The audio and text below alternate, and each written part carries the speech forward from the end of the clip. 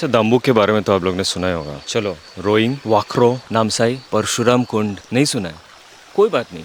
अगर आपने नहीं सुना है तो थोड़ी देर में इन लोकेशंस के बारे में आपको बहुत अच्छे से पता चल जाएगा, क्योंकि आप देख रहे हो मॉन्स्टर ज़ॉम्बी ट्रैवल्स और मैं आज आपको लेके आया हूँ अरुणाचल प्रदेश, मेरा बर्थ प्लेस, जहाँ पे मैं पला बड़ा हूँ और मेरा one of the most favourite location in India. तो अरुणाचल प्रदेश के बारे में धीरे धीरे मैं इस वीडियो में आपको जितने आगे बढ़ूंगा उतना बताता जाऊंगा, प्लस आपको बहुत ही सुंदर ड्रोन फुटेजेस दिखाऊंगा यहाँ के, जो आपने अभी तक ना सुना होगा ना देखा होगा। तो अरुणाचल प्रदेश माना जाता है अपने बायोडाइवर्सिटी के लिए। यहाँ पे बहुत सुंदर लोकेशंस है, बहुत सुंदर लैंडस्केप्स है, जो बहुत कम लोगों को ही पता है।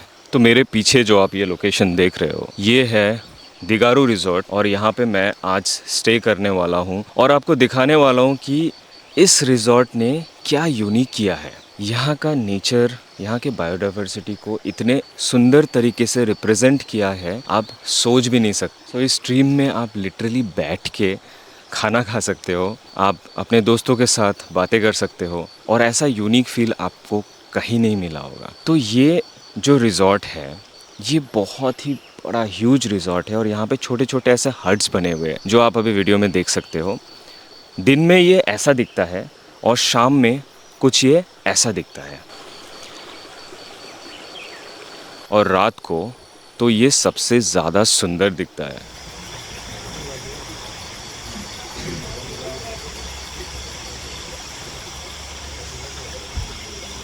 तो ये जो रिज़ॉर्ट का लोकेशन है मैं डिस्क्रिप्शन में डाल दूंगा, आप चेक कर सकते हो।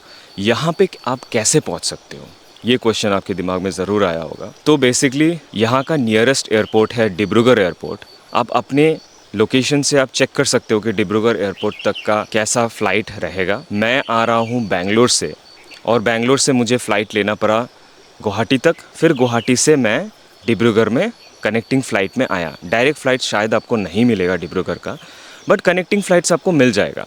डिब्रूगढ़ से आप कोई भी टैक्सी या फिर कोई भी सेल्फ ड्राइव कार हायर कर सकते हो, और अगर आपका कोई जान पहचान का है तब तो भाई और भी सही है। यहाँ का बुकिंग आप डायरेक्टली जो गूगल मैप्स में उनका नंबर दिया हुआ है वहाँ से भी आप कॉल करके कर सकते हो।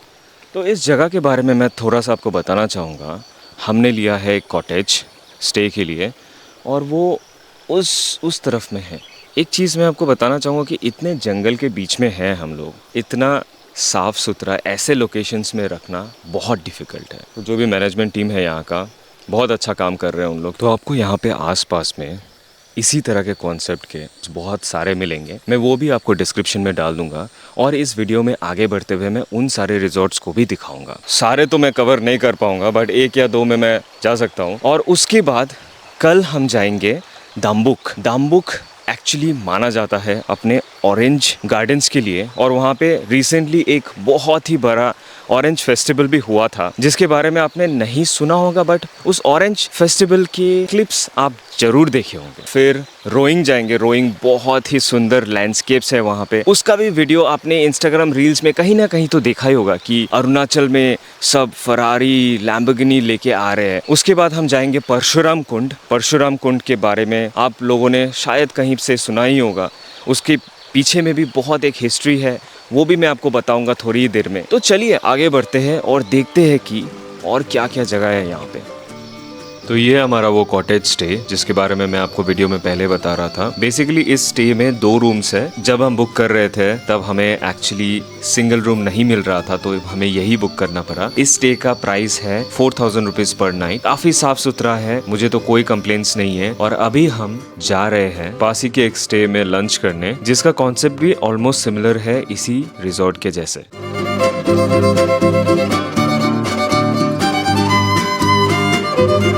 पहुंच गए हम हमारे नेक्स्ट लोकेशन में, जिसका नाम है टुंगताओ रिजॉर्ट। तो ये बेसिकली एक रिजॉर्ट है जिसमें आप स्टे कर सकते हो, और यहाँ पे आप डे आउटिंग के लिए भी आ सकते हो। डे आउटिंग का बेसिकली 50 रुपीज पर पर्सन है। मेरा सजेशन ये रहेगा कि अगर आप यहाँ पे आ रहे हो तो वीकडेज में आना, वीकेंड्स में यहाँ पे बहुत ज्यादा भीड़ होता है। भैया आप बना रहे क्या? भाई आप बना रहे क्या? बहुत सुंदर बनाया है। तो अब हम पहुंच गए यहाँ के मेन अट्रैक्शन में। यहीं पे सब लोग बैठते हैं पानी के साइड में, और ये जो बार काउंटर देख रहे हो यहीं से आपको ऑर्डर देना है। जो भी आपको खाना है पीना है आप यहाँ पे ऑर्डर दे सकते हो, और जिस भी टेबल में आप बैठोगे वहाँ पे इन लोग सर्व कर देंगे। तो डाइनिंग एरिया बेसिकली यहाँ पे दो टाइप के है। एक आप पानी में बैठ के यहाँ पे खाना खा सकते हो, और जो छोटे छोटे हट्स बने हुए हैं उसमें भी आप बैठ सकते हो। कंपेयर टू दिगारू रिजॉर्ट जिसमें हम लोग स्टे कर रहे हैं, ये वाली रिजॉर्ट बहुत ज्यादा बड़ा है, और यहाँ का जो रिवर है वो भी काफी वाइड है, डेप्थ भी काफी अच्छा है। तो आप यहाँ पे स्विमिंग भी कर सकते हो। सेफ है क्योंकि 3 से 4 फीट का ही डेप्थ है। तुम करेगा जंप जंप जंप।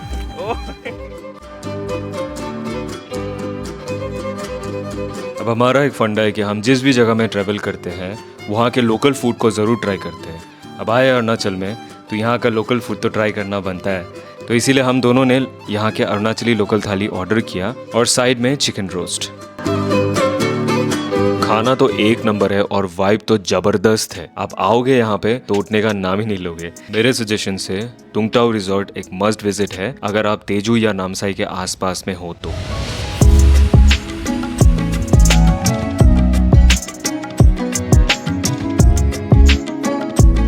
पेट भरकर लंच कर लेने के बाद हमने सोचा कि अभी हम जाएंगे परशुराम कुंड, क्योंकि अभी बस दोपहर के 1 ही बजे हैं और यहाँ से परशुराम कुंड का रास्ता बस 1.5 घंटे की दूरी में है। रास्ते में एक बहुत ही सुंदर टाइगर रिजर्व है जिसका नाम है कामलांग टाइगर रिजर्व, और उसी के पास में कामलांग रिजॉर्ट भी है। बट वहाँ पे अभी हम नहीं जाएंगे, अभी हम सीधे परशुराम कुंड जा रहे हैं, क्योंकि यहाँ के लोकल्स ने हमें बताया परशुराम कुंड का वेदर बहुत ही अनप्रेडिक्टेबल है, कभी भी थंडरस्टॉर्म आ सकता है। तो जल्दी से हमें परशुराम कुंड देख के वापस भी आना है।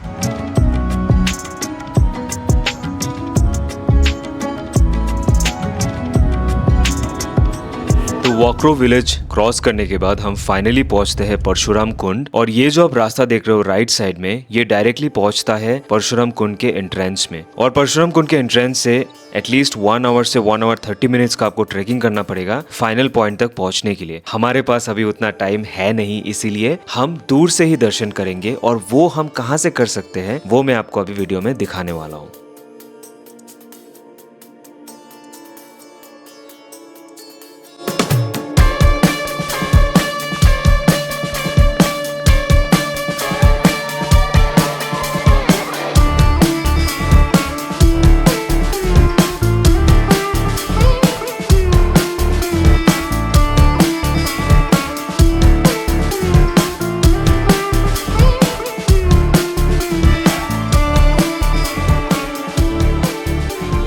ये जो आप सीढ़ियाँ देख रहे हो, इसी सीढ़ियों से आपको फाइनल पॉइंट तक पहुंचना है, और जो फाइनल पॉइंट है परशुराम कुंड का, वहाँ पे एक शुद्धि स्नान का ऑप्शन है जहाँ पे आप नहा सकते हो। और माना जाता है कि भगवान परशुराम ने यही अपने पाप धोए थे जब उन्होंने माँ को पिताजी के कहने पर मारा।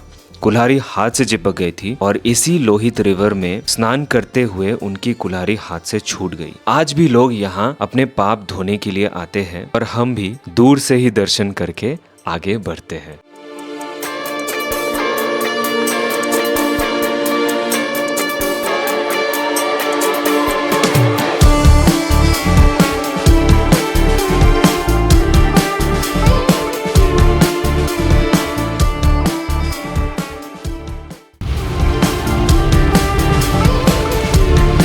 जिस चीज का डर था वही हुआ, खतरनाक थंडर स्टॉर्म्स और बारिश। तो अभी हम ट्राई कर रहे हैं जितना जल्दी हो सके इस एरिया से निकलने, क्योंकि हमने पीछे देखा काफी ट्रीज टूट के गिर रहे थे, तो हम फंस ना जाए, क्योंकि यहाँ पे अगर हम हेल्प भी बुलाएंगे तो वो भी नहीं मिलेगा, कोई मोबाइल का नेटवर्क भी यहाँ पे नहीं मिलेगा। तो जल्दी से ट्राई करते हैं इस एरिया से निकलने के लिए।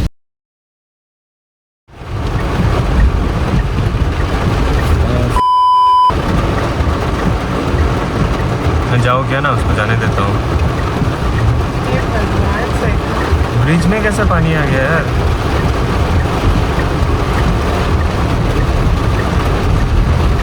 खराब तो नहीं होगा ना? नदी को अभी तक धोई है। ट्रू है।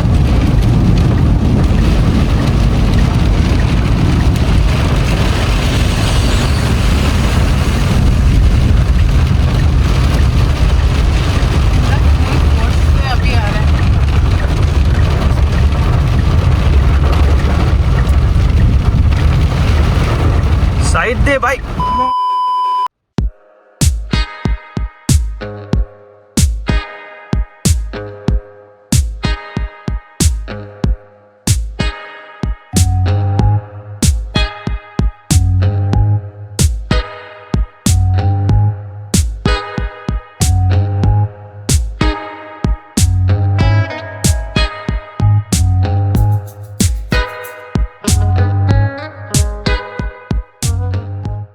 बहुत सारे चुनौतियों को पार करके फाइनली हम पहुंच तो गए कामलांग रिजॉर्ट, मगर यहाँ पहुंच के देखते हैं कि आज ये बंद है। तो आज के लिए बंद है और अभी हम वापस अपने रिजॉर्ट जा रहे हैं। तो सोचे कि थोड़ा देर यहीं पे बैठ के इन वादियों को देखें, उसके बाद अपने रिजॉर्ट वापस चले जाएंगे।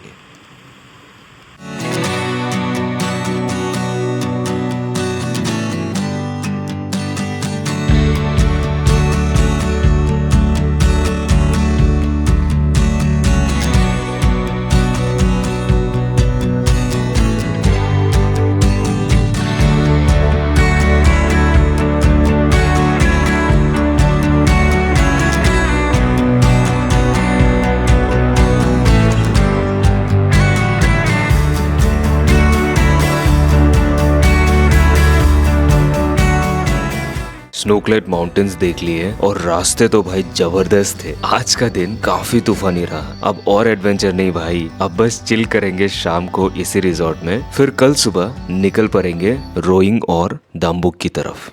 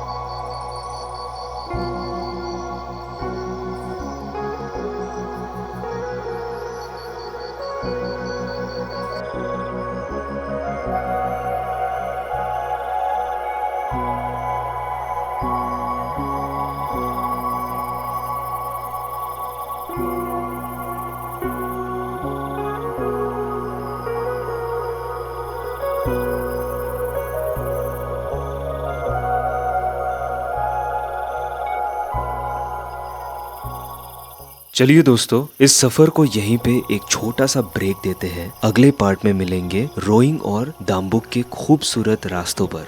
और हाँ, अगर इस चैनल में नए हो तो मॉन्स्टर ज़ॉम्बी ट्रैवल्स को जरूर सब्सक्राइब करना। मैं ऐसे ही आपके लिए यूनिक लोकेशंस लाता रहूंगा। मिलते हैं अगले हिस्से में, तब तक के लिए बाय।